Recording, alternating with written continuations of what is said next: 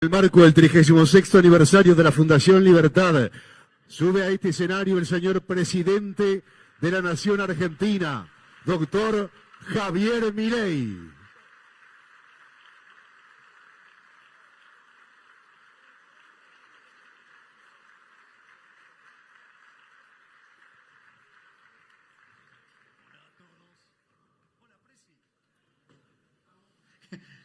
Hola a todos. Si no, no soy yo. Bueno, buenas noches. Muchas gracias a la Fundación Libertad por permitirme ser parte de esta reunión, que además, honrado por tantas personalidades, como el presidente Macri, como el presidente Lacalle Pou, como el presidente Aznar. Así es que la doctora Bullrich, genia Patricia. Así que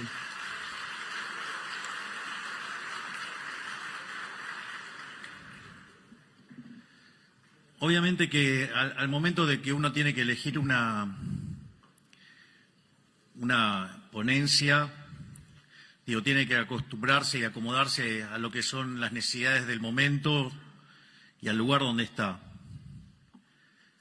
Y dada la discusión, que hoy está tan presente en Argentina sobre el tema de la inflación, sobre la discusión del tipo de cambio y ese tipo de cuestiones, y dado que estoy frente a un público calificado, un público que está acostumbrado a recibir análisis económico, la intención de esta charla es básicamente contarle cómo es nuestra visión de cómo enfrentar y atacar y exterminar de una vez por todas el problema de la inflación en Argentina, que tiene una fecha de inicio clara, que es cuando se creó esa institución nefasta que está en Reconquista 266, llamada Banco Central de la República Argentina.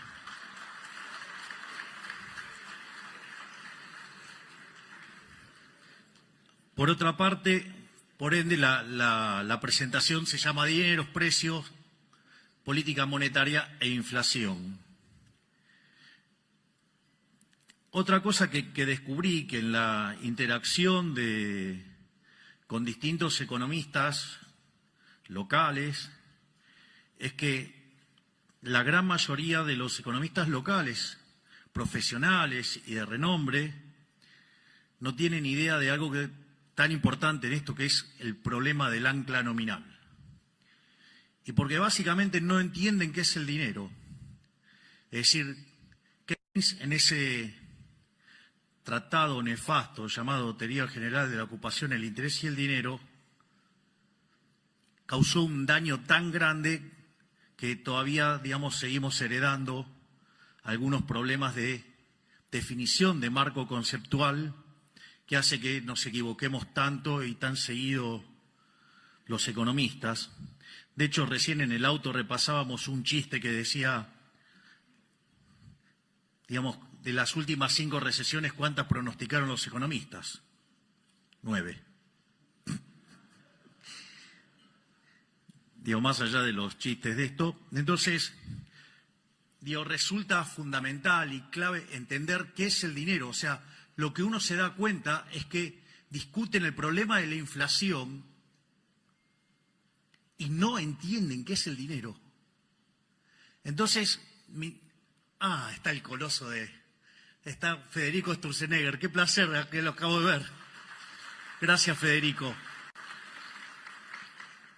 Entonces, básicamente lo que yo voy a hacer es una introducción sobre qué es el dinero, y a partir de ahí, voy a derivar la naturaleza monetaria de la inflación, voy a desmitificar algún tipo de cuestiones que andan dando vuelta y después voy a discutir la coyuntura presente sobre el trabajo enorme que está haciendo Luis Caputo, Santiago Bausili y todo su equipo, de quien estoy verdaderamente, profundamente orgulloso.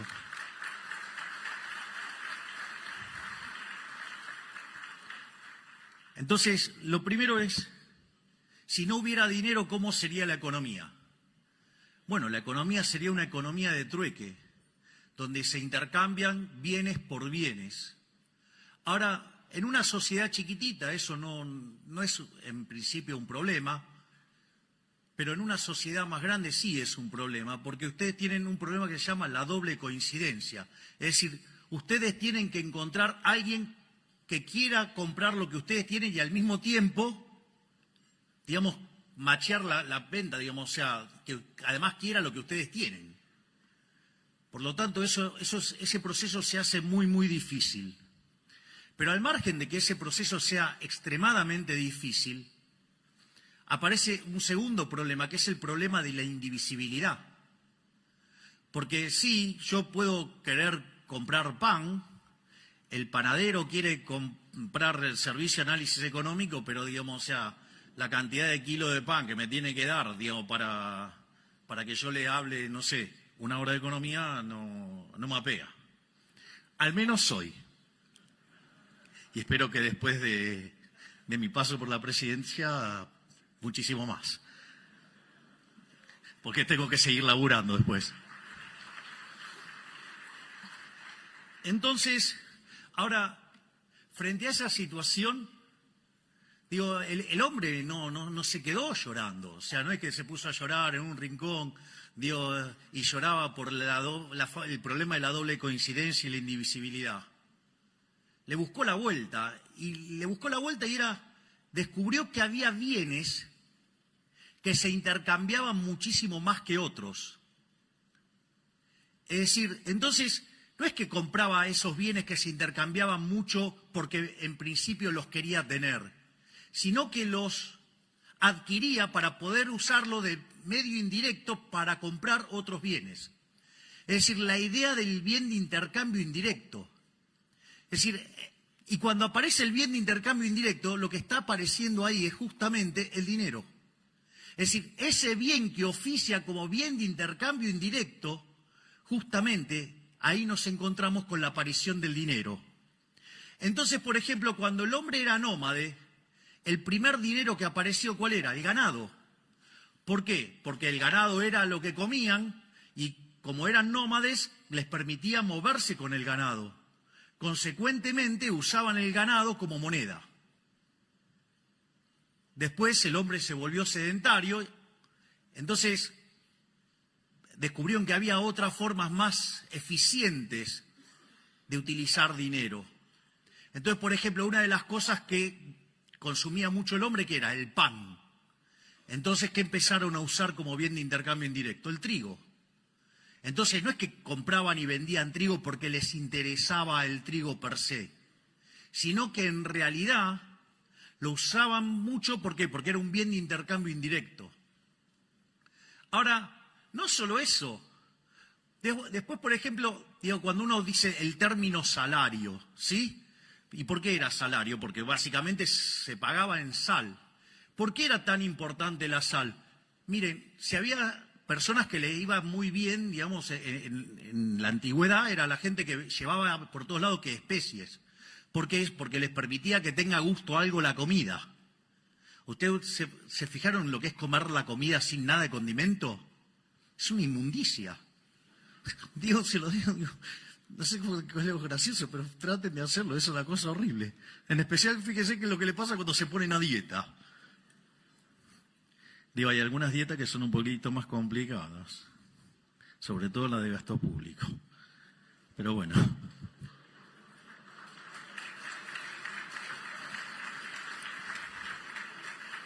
Ahora,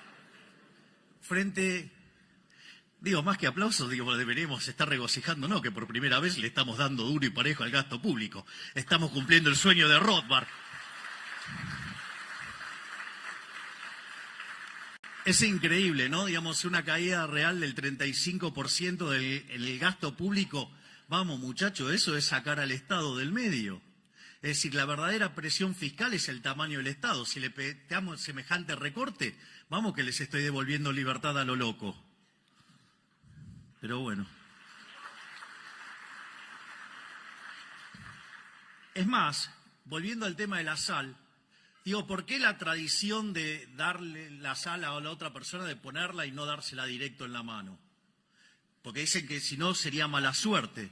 ¿Y cómo era el tema del pago? Digo, venía el tipo con un saco, imagínense, entonces le pagaba con un saco de sal. Imagínense si cuando ustedes estaban manipulando la sal, se caía. Y era mala suerte, era una pérdida instantánea seguro. En ese contexto, por eso digamos que se apoyaba la sal y se pesaba, y ahí se hacía el intercambio. Ha habido otras monedas, como ser el tabaco. Es más, cuenta una historia Milton Friedman en una de sus conferencias que dice que en la Alemania, digamos, después de la Segunda Guerra, cuando viene la hiperinflación, usaban clavos, usaban coñac, y dice que es la definición de dinero líquido más líquida que había conocido. O sea, había encontrado el verdadero M1. Digo, chistes de economistas, no se hagan problema. O sea, la próxima charla vengo con los subtítulos. Entonces, básicamente, ahora, ¿cuál era el problema con todo ese tipo de dineros que habían aparecido? O sea, que eran mercancías, o sea, que tenían un valor de uso como mercancía, pero también servían para hacer transacciones. Entonces, y eso oficiaba como dinero. O, digamos, cuando trabajamos en microeconomía y empezamos en equilibrio general, hablamos de numerario. Ahora, ¿cuál es el problema, digamos, de ese tipo de monedas? Bueno, que uno no vive un solo periodo. O sea, podían oficiar de unidad de cuenta, podían oficiar de medio generalizado de pago, pero ¿qué pasa? No preservaba el valor. Y como la economía, digamos, afortunadamente no es de un solo periodo, sino que es intertemporal, que incluye varios periodos, se degradaba con el tiempo. Es decir, como si tuviera tasa de interés negativa.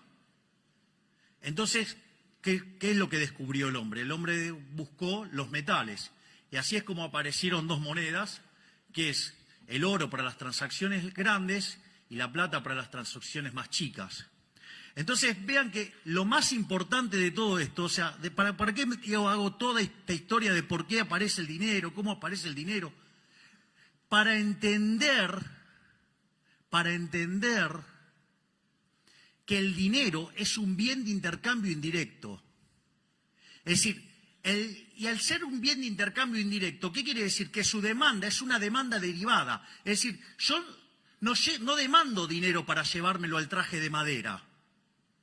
Si yo demando dinero para hacer transacciones y básicamente quiero utilizar ese dinero, ¿sí?, para financiar un sendero de consumo a lo largo de toda mi vida. Es decir, por eso uso dinero. Ahora, si yo, entonces, el dinero tiene esa connotación, esa característica, ¿de qué depende entonces la demanda de dinero? Y ahí es donde nos empezamos a encontrar con estos problemas. Porque si yo lo estoy definiendo de esta manera, la demanda de dinero tiene como contraparte el sendero intertemporal de consumo, es decir, mi programa de consumo a lo largo de toda mi vida. Ahora, y si yo me pongo a derivar la demanda de consumo de cada uno de estos bienes, que es lo que va a determinar como contraparte la demanda de dinero, ¿de qué depende esa demanda de bienes de consumo? Y en el fondo, esa demanda de bienes de consumo van a depender de lo que, en paz descanse, decía Robert Lucas Jr., que depende de los parámetros profundos. Es decir, depende de las preferencias, depende de la tecnología y depende de las dotaciones. Digo, por lo tanto, si las dotaciones están dadas, las preferencias están dadas y la tecnología, digamos, es un caso, digamos, sin que se haga alguna suposición sobre el progreso tecnológico, que tal, digamos, también está dado y si lo quieren asumir, digamos, lo van a poner adentro del modelo. En el fondo, como diría un físico, en condiciones normales de presión y temperatura, la demanda de dinero debería ser una cosa absolutamente granítica que tiene como contrapartida mi sendero intertemporal de consumo que depende de los parámetros profundos que son datos dados. Esto es un tema demasiado interesante porque Digo, ¿qué es lo que sucede? Porque si entonces la demanda real de dinero, que es esto que acabo de decir y que sin presencia de ese ente nefasto que emite papelitos, digo, debería ser una cosa bastante dura, granítica. Y eso debería igualarse a los saldos reales. Es decir, la cantidad de dinero dividido el nivel de precios. Entonces, fíjense que ahí ustedes se encuentran con la teoría monetaria de la inflación, porque ustedes van a determinar que el nivel de precios va a venir dado por el cociente entre la oferta de dinero y la demanda de dinero. Y ahí, cuando ustedes incrementen la cantidad de dinero, lo que van a hacer es determinar el nivel de precios. Es lo que se llama el problema del ancla nominal. Es más, cuando ustedes derivan las funciones de demanda de cada uno de estos bienes, como son, digamos, homogéneas de grado cero, digamos, ustedes determinan los precios relativos. Y al determinar que el dinero es el numerario, lo que hace el Banco Central es que queden todos los precios determinados en dinero, es decir, determina la escala nominal de la economía. Es decir, el famoso ancla nominal, es decir, la forma en la cual yo estoy anclando el nivel de precios es fijando la cantidad de dinero. Entonces, si desde que asumimos en diciembre la base monetaria está constante, pese a que compramos 15.000 millones de dólares, pese a que se nos dispararon los puts, pese a que tuvimos que pagar los pasivos remunerados, la contracción por BOPREAL y la contracción por superávit fiscal ha sido tal que compensó todo eso y dejó la base monetaria constante. Por eso está bajando la inflación.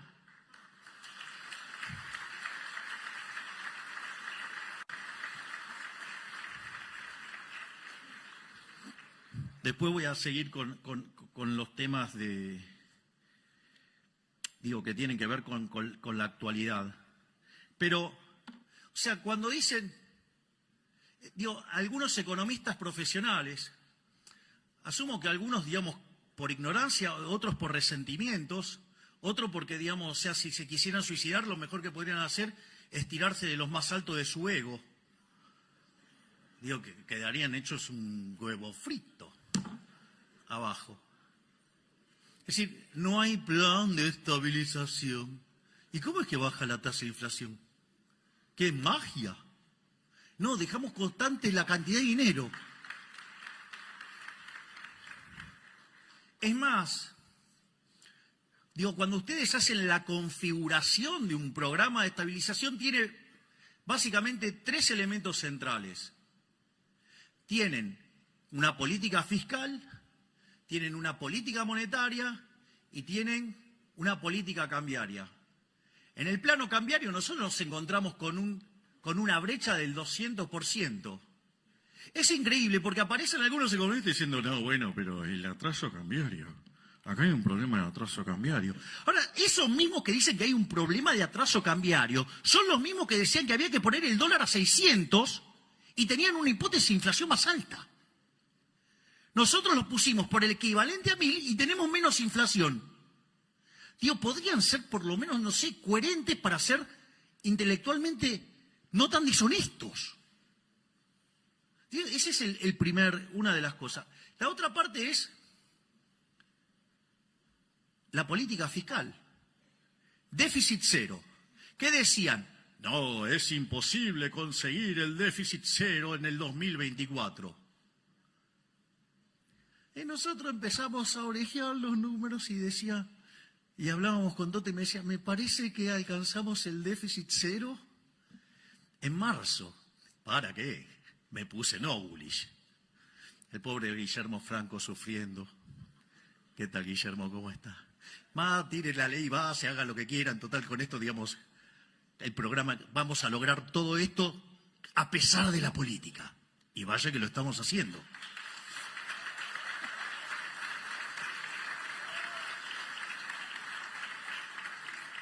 ¿Y con qué nos encontramos? Que eso que era imposible, lo logramos en el primer mes. En enero alcanzamos el equilibrio financiero, es decir, tuvimos superávit primario y además pagamos los intereses, o sea, alcanzamos el equilibrio financiero. Entonces, ¿qué dijeron, digamos, la manga de pifiadores? En lugar de reconocer que le pifiaron, no, bueno, es muy poquito de motosierra y es mucha licuadora. Digo, pregunten qué pasó con la obra pública. Pregunten qué pasó con las transferencias discrecionales. Pregunten qué pasó con los intermediarios de los planes. Pregunten qué pasó con la cantidad de empleados públicos. Me parece que la motosierra es un poquitito más grande. De hecho, la mayor parte del ajuste es motosierra. Y les voy a decir algo,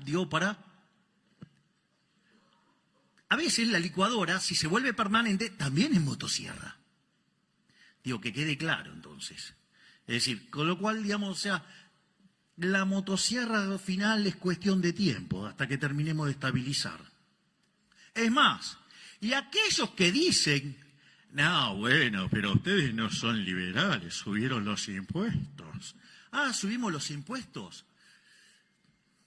Yo suelo utilizar un ejemplo muy interesante para entender el robo que es la política monetaria, que es el caso de una economía que hace transacciones en oro, ¿no? Entonces, supongamos que tenemos una economía que hace transacciones en monedas de oro y aparecen ahora por acá un par de amigos míos, aparece un físico y aparece un químico y me traen la fórmula para convertir el plástico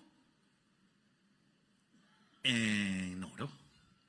Entonces, ¿qué empezamos a hacer? Empezamos a comprar plástico. Entonces, ¿qué empezamos a hacer? Empezamos a falsificar oro. La pregunta es, si yo ese oro lo tuviera guardado en mi casa, o tengo un problema de autoestima y entonces quiero alardear que tengo toda una casa de oro y no es de oro, digamos, de todo oro falso, entonces agarro y hago todo eso. Hasta ahí no hay ningún problema, porque yo ahí no estoy cometiendo ninguna estafa, hasta ahí no hay nada, o sea, lo único que estoy haciendo es falsificando. ¿El problema cuándo aparece? El problema aparece cuando ese oro falso yo lo meto adentro de la economía como si fuera bueno.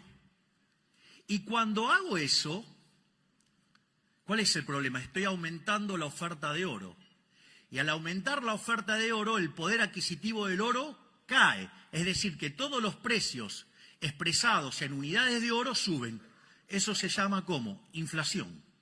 Es decir, donde la verdadera estafa no es la inflación, la verdadera estafa es el señoriaje. Es decir, es la emisión monetaria la verdadera estafa. Porque yo les hago una pregunta. Si ustedes tuvieran una economía en crecimiento y el Banco Central emite acorde al crecimiento de la demanda de dinero como consecuencia del crecimiento de la economía, suponiendo que el consumo fuera una fracción constante del ingreso. Así queda todo perfecto en términos de la estructura que usé. Entonces, ¿qué es lo que sucede? La inflación es cero. ¿No hay estafa ahí? Sí que hay estafa. Sí que hay estafa. Entonces claro, cuando quieren hacer la cuenta del impuesto inflacionario no le da. Porque cuando calculan la tasa, le da la tasa de inflación dividido 1 más la tasa de inflación. Entonces, como es cero, entonces no le da. Y en realidad sí hay estafa. ¿Por qué hay estafa? Porque si no hubieran emitido, hubiera deflación. Es decir, la deflación es algo sano. Es decir, la deflación, de hecho, para los clásicos que se dedicaban a mirar todo el día qué estaba pasando en la economía y después escribían, para ellos no eran un problema. Por eso recomiendo enfáticamente un libro maravilloso de Philippe Bagu que se llama Defendiendo la deflación. Lo que pasa es que cuando hay deflación, hay algunos que ganan y hay otros que pierden. Bueno, si, tienen más exposición los que pierden y bueno, claro, entonces, la deflación es mala. Pero no es mala, porque deriva, de hecho, del propio crecimiento económico y implica devolverle recursos a la gente.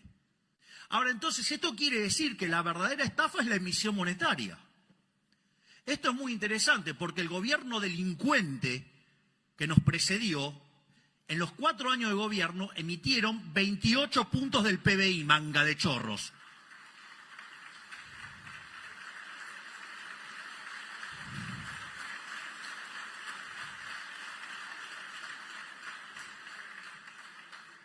No solo eso, porque de esos 28 puntos del PBI, en el último año emitieron 13 puntos del PBI. Y si ustedes consideran, entre, digamos, la emisión directa y la emisión indirecta, y si ustedes consideran que la base monetaria, no la amplia, sino la base monetaria básica, es 2,6% del PBI, nos dejaron implícito solamente en eso una multiplicación del nivel de precios por 5 veces. No solo eso, además nos dejaron un banco central quebrado, donde había una relación de pasivos remunerados de 4 veces a 1. No solo eso, sino que además nos dejaron sobrante monetario. Claro, cuando ustedes hacían toda la cuenta, digamos, básica, eso daba que nos íbamos a encontrar con una inflación en torno al 15.000%. Digo, ese chico, el soviético, el que está en la provincia, ya no es exageración. Eso era una exageración, decía, eso no pasa. Y la realidad es que cuando nosotros, digamos, entramos en diciembre, en la primera semana, los precios venían creciendo al 1% diario. Eso anualizado daba 3.700% anual. Dicen, no, pero si sumo 1 más 365 veces me da 360. O sea, ni siquiera saben el cálculo de cómo es la inflación, que es una exponencial. Así estamos. Después, cuando ustedes toman las 2 primeras semanas, porque digamos, el gobierno anterior había dejado un montón de controles de precios y los liberaba todo justo antes de que asumiéramos nosotros. Ahí la inflación se aceleró al 7.500% anual.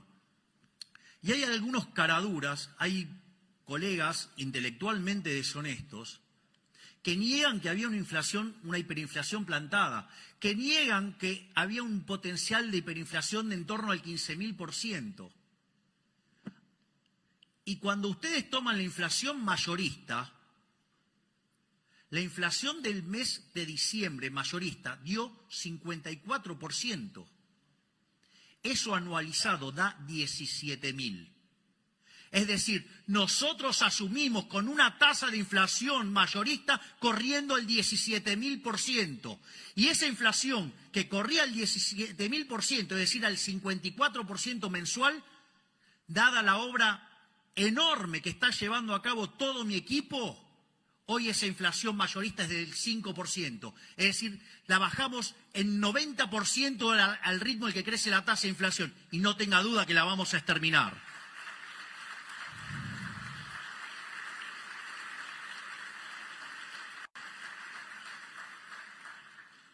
Entonces, tenía toda una parte donde me peleaba con Keynes, pero la voy a omitir. Sí, porque digamos, me pongo un poco denso, intenso, porque te voy a tratar de mantener las formas. Entonces, lo primero que... Entonces es interesante porque claramente nosotros tenemos un programa de estabilización, un programa de desinflación, porque por algo baja la inflación.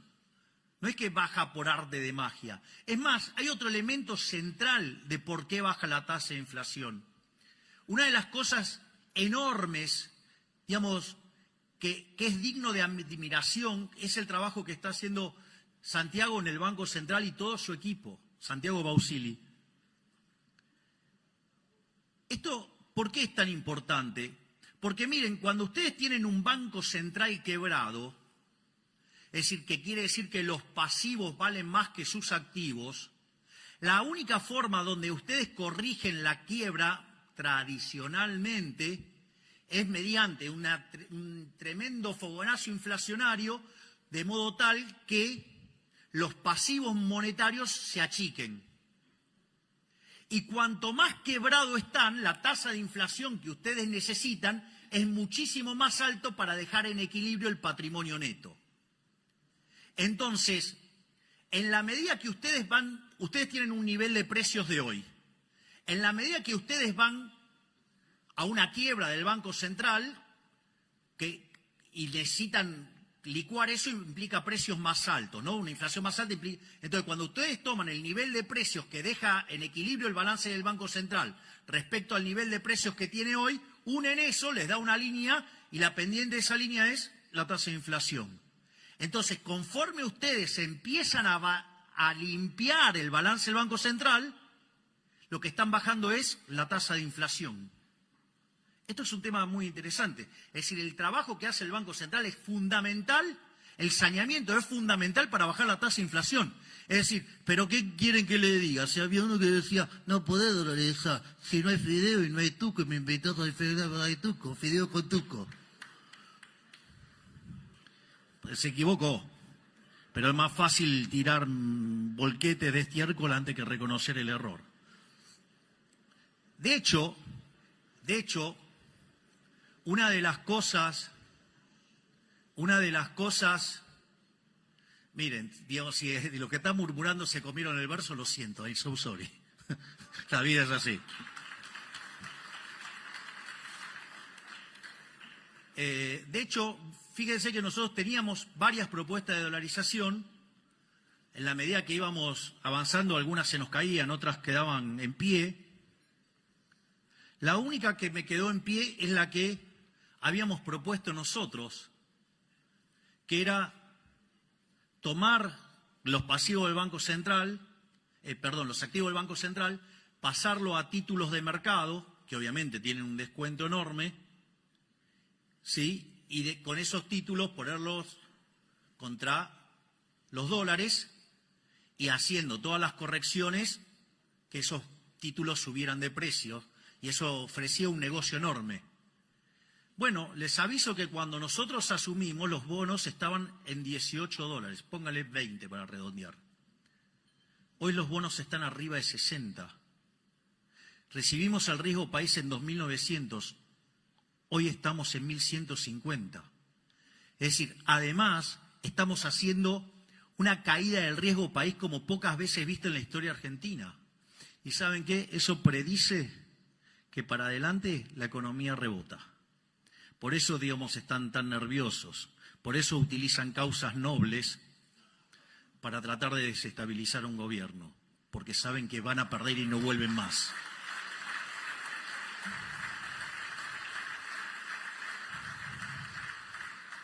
Por lo tanto, fíjense que cuando nosotros recibimos ese déficit monumental de 15 puntos del PBI, 5 en el Tesoro y 10 en el Banco Central, hoy, entre el ajuste que hicimos en el Tesoro y el ajuste que lleva hecho el Banco Central, de 15 puntos lo bajamos a 13. No solo eso, digamos, cuando termine el año le habremos devuelto al sector privado 15 puntos del PBI en ahorro. ¿Quieren saber cómo va a crecer la economía? Va a subir como pedo de buzo.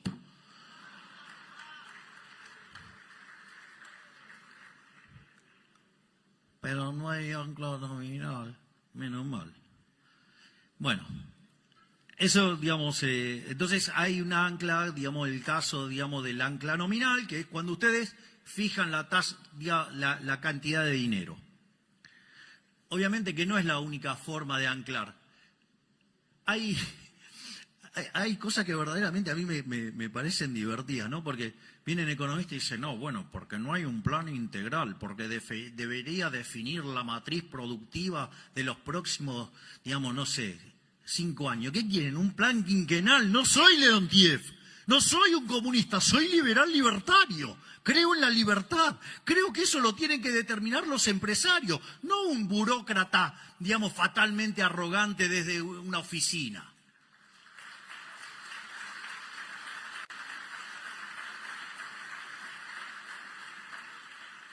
O cuando dicen, No, bueno, pero deberías fijar el sendero de precios, salarios, que no sé.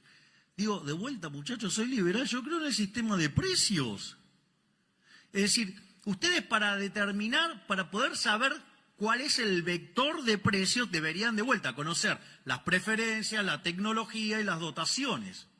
Pero si ustedes además lo quieren hacer intertemporal, lo tienen que hacer desde hoy hasta el fin de la historia, ¿sí? Y además, con lo cual tienen que saber cómo se va a mover la población, cómo va a moverse, digamos, las preferencias, cómo van, digamos, a moverse la tecnología. Es más, cosas que ustedes antes creían que no estaban en las dotaciones, pasan a ser dotaciones. O miren si, digamos, o sea, digamos, conquistamos Marte y nos traemos recursos de Marte, qué sé yo, digo, un montón de cuestiones, digo, que...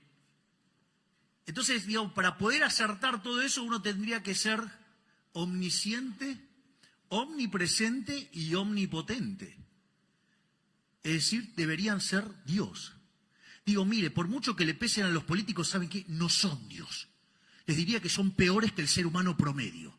Porque miren, cuando yo entré en política, digamos, y después de un tiempo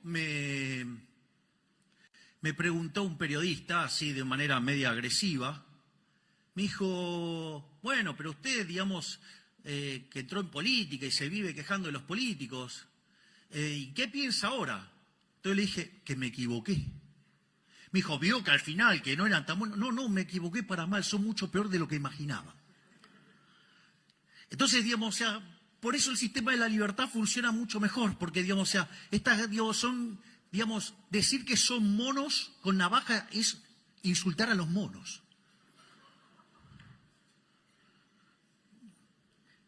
Entonces, digo, ¿cómo voy a estar fijando precios? No, tiene que fijar el sendero de los precios. ¿Cómo? Digo, están locos. O sea, soy liberal. O sea, digo, me da urticaria hacer eso.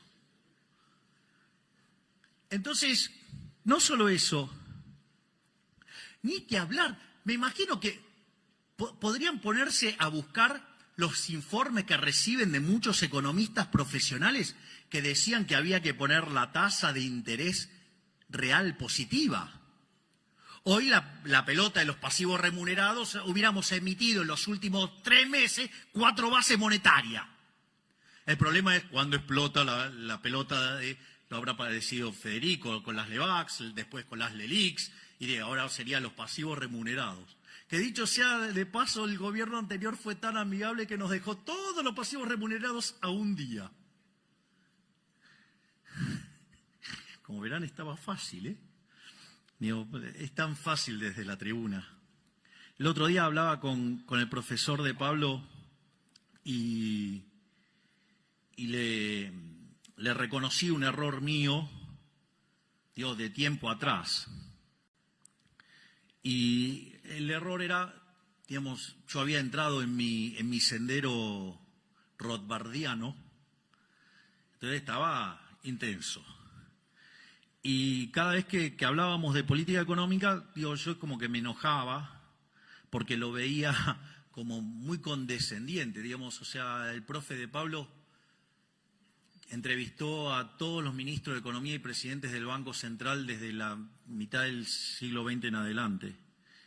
Entonces, eso a mí me generaba una situación muy particular. De hecho, de almorzar entre 3 y 4 veces por mes, pasamos a hacer algo más distanciado, digamos, para preservar la amistad, a pesar de que habíamos visto mundiales juntos, que habíamos pasado fiestas juntos. Y el profe de Pablo, con su sabiduría, seguro que dijo, andá, aprendé y volvé.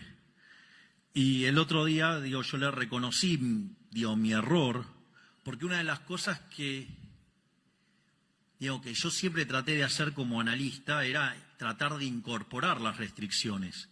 Bueno, ahora descubrí que son más. O sea, es un poquitito más difícil. Entonces, digo, desde la tribuna es bastante fácil, porque aparte hay algo interesante, que es,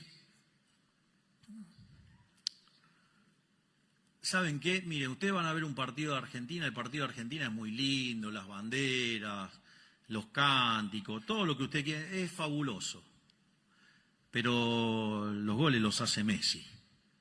Es decir, si ustedes quieren ganar, digamos, tienen que empezar a hacer goles. O sea, y la verdad que yo con mi equipo, digo, me siento que tengo a varios Messi adentro del equipo, siento que Toto es Messi, siento que Patricia es Messi, siento que Sandra es Messi, siento que Diana es Messi, siento que cada uno, pienso que Guillermo es Messi, que todos ellos son un Messi en su puesto, por decirlo de alguna manera. La verdad que estoy muy feliz con el excelente equipo que formamos. Y la verdad es que, digamos, para hacer esto hay que meterse, hay que meterse.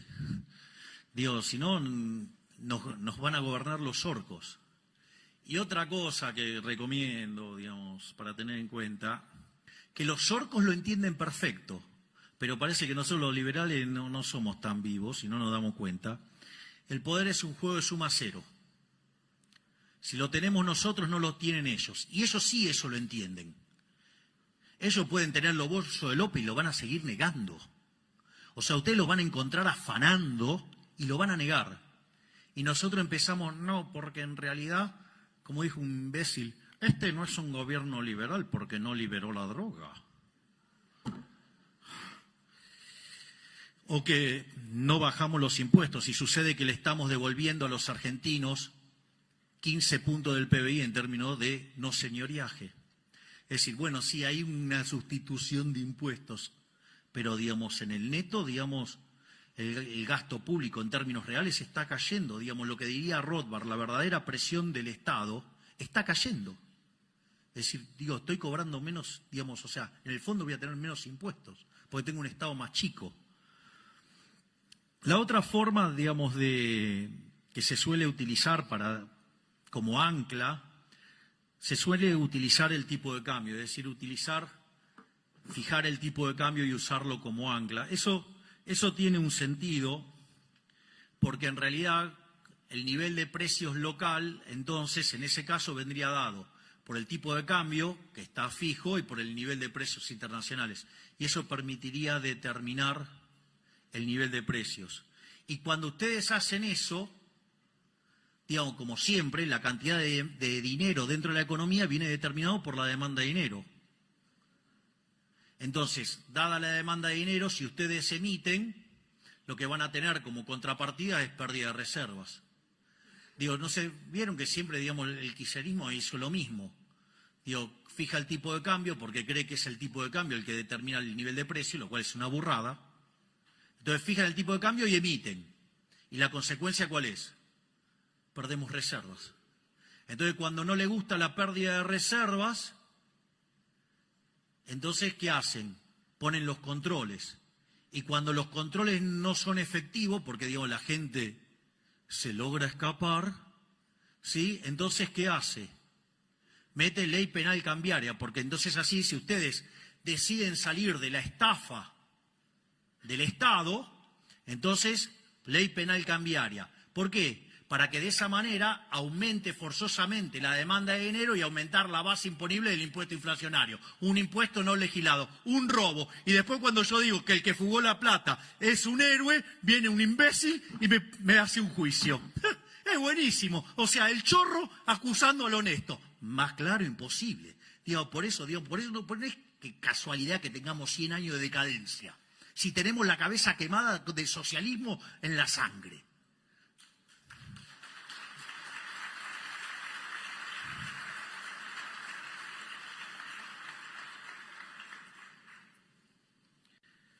Obviamente que la otra forma de tener un ancla nominal es utilizando lo que se llama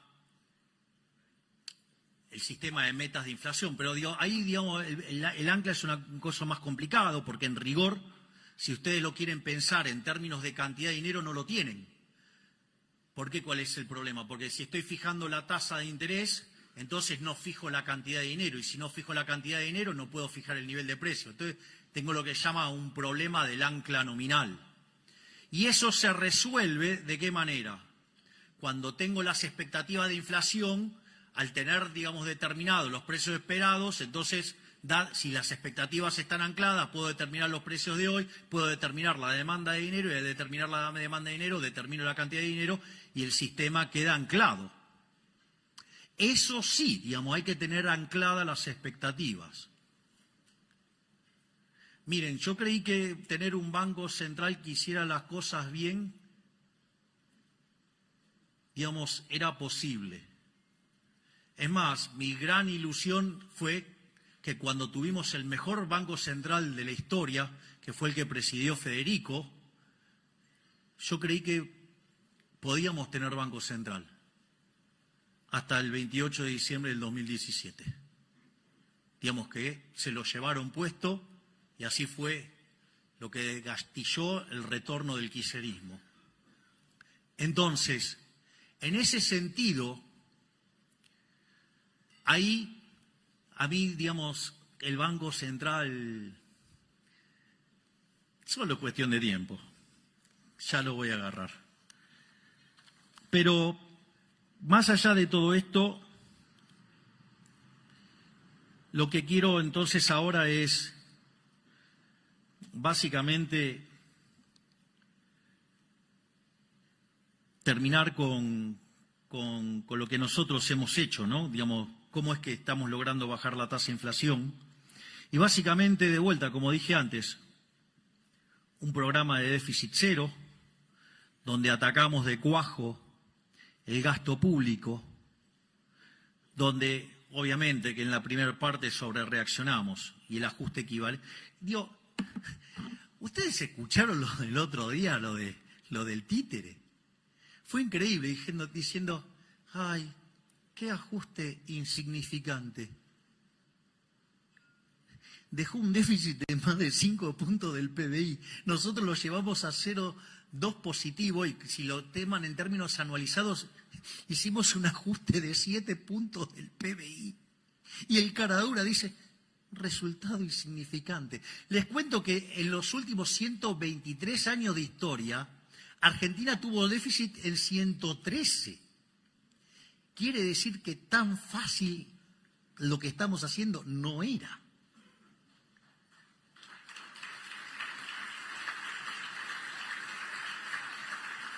Sigan para mi ego y para que pueda tomar agua.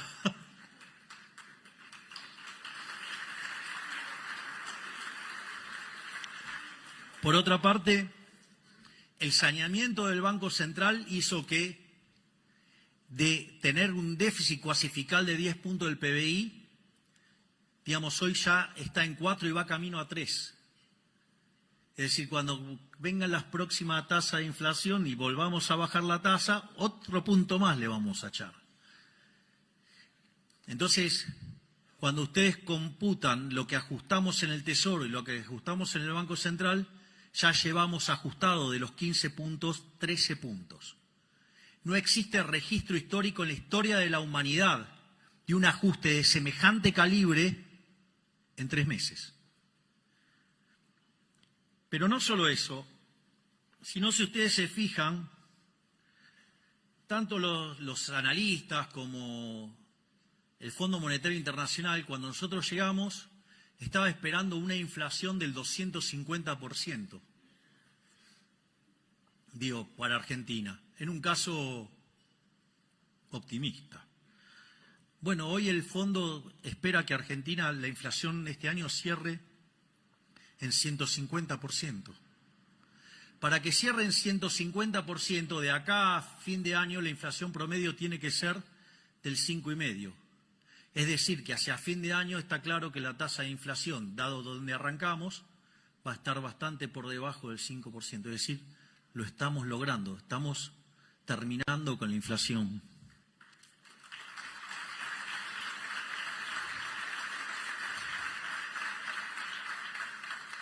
Es más, no solo eso, sino que además el fondo siempre suele ser como muy agresivo en las proyecciones. Esta vez se quedó corto con el ajuste y se quedó corto, digamos, con el tema de la inflación porque está bajando más rápido. Es decir, siempre que parecían ser el cuco de las cosas que proponían, nosotros las estamos haciendo mucho más rápido. Por otra parte, hay otra Hay otra digresión, digamos, que tiene que ver con el tipo de cambio real. Sobre el inicio de la presentación mencioné el tema de algunos que son muy deshonestos intelectualmente diciendo que el tipo de cambio había que ponerlo en 600 y la tasa de inflación le daba más alta, y ahora se quejan por un tipo de cambio de 1000 y empiezan, no, porque hay apreciación cambiaria.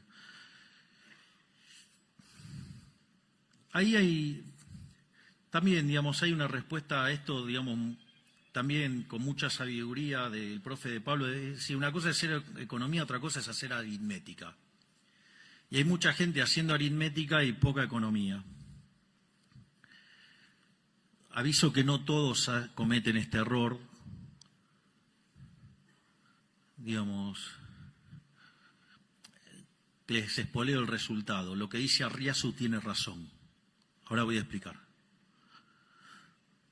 Arriazu dice que Argentina, si estabiliza, dado la estructura fiscal que tiene, va a convivir con una moneda muy apreciada. En ese contexto, esto no es menor, digamos, si tenemos que convivir con una moneda muy apreciada, porque como los precios internacionales están dados, en tanto y en cuanto el fisco no se quiera correr del medio, la consecuencia es que se va a pagar en términos de menores salarios reales. Por lo tanto, si queremos levantar y mejorar la calidad de vida de los argentinos, hay que atacar al déficit fiscal, hay que atacar al gasto público. Y no solo a nivel nacional, hay que atacarlo también a nivel provincial y a nivel municipal. Hay que barrer con el fisco en todas las dimensiones.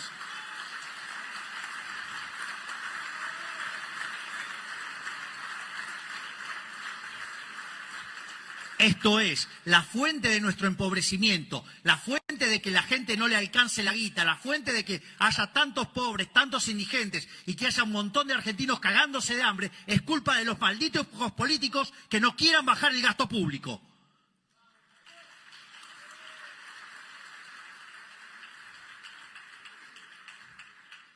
Volviendo a... Y para cerrar, a los problemas del tipo de cambio real, porque es una discusión que tanto le gusta tener a todos, digo, el primer problema es, si supongamos que miramos la serie, digo, ustedes lo que van a ver es que, digamos, la serie parece la montaña rusa, pero una montaña rusa interminable. Digo, lo primero que yo diría es una serie que tiene tanta volatilidad, sube, baja, digo, parece el electrocardiograma de un tipo que está haciendo una maratón. Digo, el primer problema es, che, ¿alguien me puede explicar qué valor tiene tomar una medida promedio? Digo, con todo ese desvío estándar, con toda esa volatilidad, ¿alguien me puede explicar qué sentido tiene tomar una medida promedio? Digo, ya es un problema grave. El segundo problema grave de eso es fijarlo en un momento del tiempo. Digo, lo fijo en un momento del tiempo. ¿Y quién dijo que ese era el de equilibrio? Digo, ustedes se dan cuenta que, no, antes dijimos de la fatal arrogancia porque había que conocer el vector de precios, o sea, había que conocer el vector de precios de ese momento. Para eso teníamos que conocer las preferencias, la tecnología y las dotaciones de toda la economía desde hoy hasta la eternidad. Bueno, ahora incorporen la economía mundial. Es decir, ahora ya no les alcanza con saber todo eso para la Argentina. Digo, lo tienen que saber para todo el mundo. Es decir, no se puede ser tan fatalmente arrogante. Y no solo eso, el disparate, digamos, o sea, se corona de manera superlativa, cuando además, digamos, eso les daría poder explicar las condiciones de oferta y demanda de todos los bienes de todo el mundo en un momento del tiempo. Esto quiere decir que ustedes me pueden decir que, no sé, que el tipo de cambio real que estaba en la fecha, no sé cuál es el que más usan los informes ahora, no sé, digo, no sé, supongamos, no sé, por decir algo, 2007, no sé, digo, no lo estoy diciendo, lo estoy diciendo así aleatoriamente, o 1997, o 1985, no sé, cuando quieran. La pregunta es, ¿las condiciones de oferta y de demanda de todos los bienes de economía son idénticamente iguales a las de ese momento para decir que el tipo de cambio real tiene que ser ese mismo? Digo, pero o caemos en el problema de la fatal arrogancia o caemos en el problema de la imbecilidad pero furiosa. Digo, no sé, les gusta tanto el centrismo idiota, porque ya que lo quieren que lo apliquen y lo hagan de esa manera. O, digamos, lo que yo sugiero, agarren toda la teoría neoclásica, un montón de pedazos, hay que tirarla de vuelta y hay que volver a abrazar la economía austríaca, que son las que verdaderamente abrazan las ideas de la libertad. Así que muchísimas gracias y les voy a decir algo. ¿Saben qué? A pesar de la política, lo vamos a lograr. ¡Viva la libertad, carajo!